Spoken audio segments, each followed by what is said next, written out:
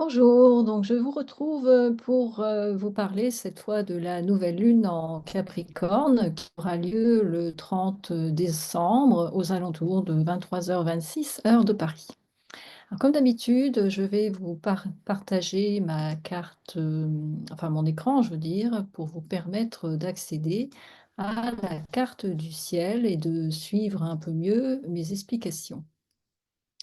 Alors, j'ai constaté, bon, évidemment, qu'il y a, enfin, je voulais dire évidemment, donc nous voyons la Lune conjointe au Soleil en Capricorne, mais j'ai constaté donc qu'il y a quand même des aspects de tension assez forts dans cette nouvelle Lune en Capricorne. Alors, tout d'abord, notamment cette conjonction ici qui est en sesqui carré avec Uranus rétrograde en taureau. Donc, il peut générer une sensation de stress, des tensions. Et aussi, comme ce sont deux signes de terre, la difficulté à prendre des décisions, ou tout au moins des bonnes décisions, des décisions qui sont, comme on dit en coaching, smart, donc qui vous conviennent, mais qui sont aussi réfléchies, posées.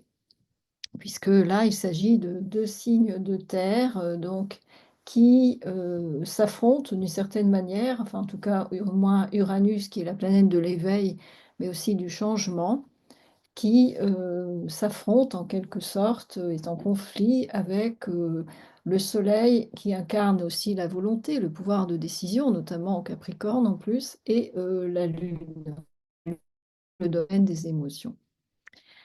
Alors, j'ai constaté aussi que nous avons Mercure qui est en très très mauvais aspect avec pas mal de planètes. Alors, tout d'abord, toujours avec Jupiter ici qui est rétrograde en Gémeaux. Donc, c'est ça, je l'avais expliqué dans des vidéos précédentes. Ces deux planètes sont en réception mutuelle, donc elles sont inversées par rapport à leur position dominante, donc puisque Jupiter ici est le maître en fait du Sagittaire et Mercure est le maître du Gémeaux. Donc ça veut dire en fait que ça va créer des bugs de communication, des difficultés à se faire comprendre, ça peut créer des quiproquos, des malentendus, notamment dans la prise de décision. Attention si vous signez des contrats, si vous vous engagez vis-à-vis de clients ou réciproquement, parce que là, il y a une communication qui peut être perturbée. Mercure est aussi en mauvais aspect, donc en carré avec Saturne en poisson. Donc là, c'est plutôt au niveau du temps, du timing, qu'il peut y avoir des retards, des obstacles. Et Saturne représente aussi notre structure, notre ossature, et en poisson, donc c'est connecté aussi à nos rêves. Ça veut dire qu'il peut y avoir aussi des difficultés à structurer, à, à y voir clair par rapport à nos rêves, évidemment. Alors tout cela est tout de même à nuancer, ça c'est très important par rapport à votre thème natal. C'est- Puisque selon votre thème natal, vous allez être plus ou moins impacté par ces tensions mercuriennes. Alors, Mercure est aussi en sesqui carré avec Mars, donc Mars qui est ici rétrograde en Lion. Et donc là, ça peut donner peut-être la tentation de vouloir passer en force par rapport à vos objectifs, une forme d'impulsivité ou alors comme Mars est rétrograde, parfois on peut refouler son agressivité, sa colère, mais c'est un peu comme une cocotte minute, ça peut exploser à tout moment. D'autant plus qu'il est en Lion, qui est un signe de feu. Et donc là, nous avons quand même Mars en Lion et Mercure en Sagittaire, donc deux signes de feu qui sont en tension. Donc c'est vrai que ça demande de rester zen et de faire preuve de patience et de modération si vous avez des contrariétés par rapport à votre vie professionnelle ou quotidienne. Alors nous avons également donc la planète Vénus qui est ici, vous voyez, en Verseau, qui est en carré avec Uranus rétrograde en Taureau.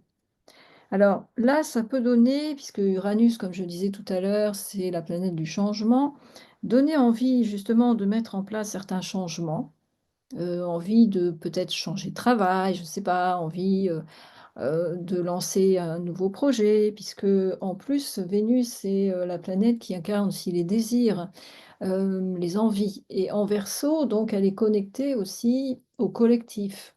En plus, le maître, ce qui est intéressant, c'est quand même le maître du Verseau, c'est Uranus. Et là, nous avons Vénus qui est le maître du Taureau. Donc, il y a aussi, on pourrait dire, une réception mutuelle entre ces deux planètes comme tout à l'heure pour Jupiter et Mercure, mais qui sont aussi en tension puisqu'elles sont au carré. Donc là, ça veut dire également que ces envies de changement, peut-être qui vont être fortes, euh, malheureusement, ne vont pas pouvoir se mettre en place tout de suite. Enfin, selon, bien sûr, comme je disais, je le répète, votre thème natal, évidemment. Nous avons aussi la planète Mars, dont j'ai parlé tout à l'heure, qui est également, elle, en tension avec Pluton, qui se trouve en Verseau. Donc, vous voyez ici, là. Alors, Pluton en Verseau, donc ça, on en a parlé aussi pas mal, puisque là, avant, il était en Capricorne, maintenant, il passe en Verseau. Donc, c'est aussi des bouleversements sociétaux qui peuvent arriver. Et au niveau individuel, selon également là où il est placé dans votre thème natal, ça peut modifier en profondeur certains aspects de votre psyché, puisque Pluton agit au niveau le plus profond, au niveau de votre inconscient. Alors, ça peut générer en tension avec Mars une certaine nervosité, peut-être des conflits intérieurs, outre les obstacles dont on a parlé tout à l'heure à cause de Mercure qui est très mal aspecté avec certaines planètes. Donc, un environnement, une ambiance qui est plutôt tendue, plutôt complexe, plutôt anxiogène. Et donc, en plus, cette tension entre Mars et Pluton va demander de travailler aussi sur votre congruence intérieure parce que Mars, comme je disais, est en Lion. Donc le Lion, ça représente aussi son maître, c'est le Soleil. Donc c'est la volonté, c'est le moi, c'est l'affirmation de soi, mais c'est aussi le rayonnement, le charisme. Avec Mars, même s'il est rétrograde, on a quand même envie de s'affirmer, envie d'y aller, envie de montrer de quoi on est capable. Mais comme il est en tension avec Pluton en Verseau, ça veut dire que attention à ne pas vouloir vous affirmer de façon trop brutale ou être en déphasage par rapport à votre moi profond. C'est-à-dire que vous pouvez dire, prôner quelque chose et en fait, même si c'est inconscient, au niveau de vos actions ou de la façon dont les autres vous perçoivent, être perçu de façon tout à fait inverse à votre intention première.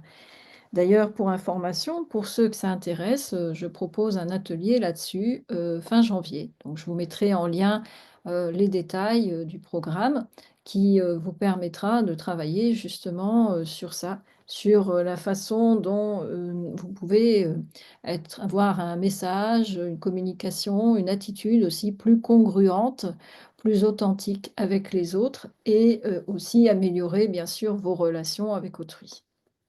Alors, pour les aspects quand même plus positifs de cette nouvelle lune en Capricorne, nous avons donc cette conjonction Capricorne, Soleil-Lune, qui se trouve en sextile avec Saturne, donc en Poisson. Donc, heureusement, malgré toutes les tensions qu'on a vues auparavant, on va quand même gagner en sagesse. Et les projets, même si vous avez la sensation que vous ne voyez pas encore la concrétisation, les effets de suite, ils mûrissent je dirais, à un niveau supérieur. Parce que, en fait, nous avons Saturne en Poisson, ça veut dire que ça mûrit lentement mais sûrement. Et c'est connecté à votre moi supérieur, au monde invisible, à vos guides spirituels, qui vous disent, vous êtes dans la bonne direction, même si c'est encore un peu long, il faut encore patienter, vous ne voyez pas encore tout à fait les résultats tout de suite. Alors, nous avons aussi Mars qui est donc en trigone avec Neptune également en Poisson. Et donc là, c'est pareil, ça va vous permettre de faire des prises de conscience. Ça va vous permettre aussi de vous connecter à votre force intérieure.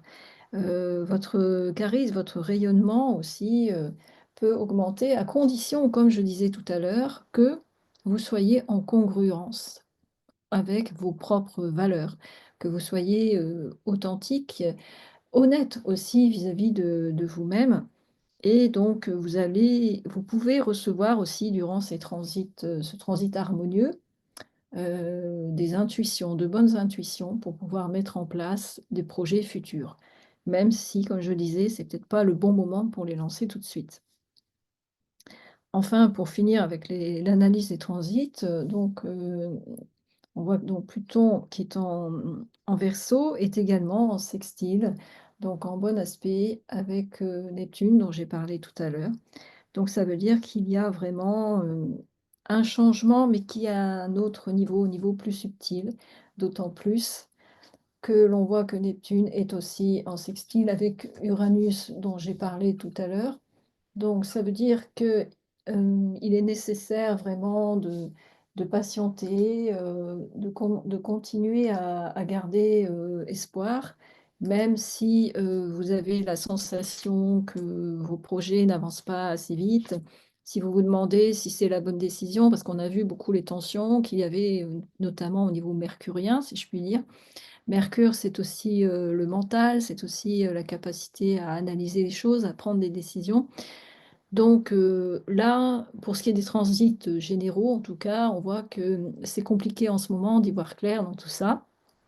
Alors à nuancer cependant, je répète, en fonction bien sûr de votre thème natal, c'est très important quand même à dire. Donc finalement, ce qu'il y a à retenir, moi ce que je peux vous conseiller, de façon, générale par rapport à ces transits, comme ça va être la nouvelle lune en Capricorne, c'est aussi bien sûr de faire le bilan de votre année, de faire, le bilan de l'année 2024 et de poser aussi vos intentions pour, l'année 2025. Pour info, si vous êtes intéressé, je propose aussi une petite formation en ligne, qui permet, de faire son propre feedback, notamment à chaque nouvelle lune. Donc là, c'est pour moi le moment idéal justement pour le faire. Donc dans cette formation, je vous donne des outils, des visualisations guidées, plein d'exercices à faire et la possibilité de poser les choses avant d'attaquer 2025. Donc aussi, si vous souhaitez, aller plus loin, je propose donc cette formation qui sera en live le 25 janvier. Il sera plus connecté à l'énergie, du Verseau, qui vous permettra de travailler sur, ce que j'ai dit tout à l'heure, la congruence, l'authenticité, travailler sur vos valeurs. Alors il s'a je j'ai décidé de le faire sous forme d'atelier d'écriture. Pourquoi? Parce que en fait, je trouve quand même que c'est aussi à la fois bon, il y aura une visualisation guidée bien sûr, mais l'écrit permet aussi de poser les choses de façon plus réfléchie, moins impulsive, parce que si on a vu dans les transits actuels, c'est important de ne pas foncer, de ne pas vouloir aller trop vite, parce que Saturne aussi, bloque pas mal de choses. On a vu aussi que Jupiter est encore rétrograde, Mercure est mal aspecté. Bref, il vaut mieux en ce moment se poser et patienter. Donc si vous êtes intéressé par cet atelier, vous pouvez bien sûr, vous inscrire, puisqu'il y aura à la fois un atelier en ligne pour ceux qui habitent loin et ceux qui sont, dans ma région, à Niort. Donc j'organise, là, cette fois, un atelier aussi en présentiel le 1er février. Surtout que, Pluton donc va, transiter en Verseau quand même pendant 20 ans, donc ça veut dire que son impact ne va être non négligeable sur à la fois sur la société, mais aussi sur nous-mêmes. Selon là où il est placé, bien sûr, dans votre thème natal. D'ailleurs, ces ateliers que je propose, partiront de votre thème natal. Donc il sera nécessaire que vous m'envoyiez vos coordonnées et on travaillera sur le secteur, comme je dis, secteur Verseau de votre thème.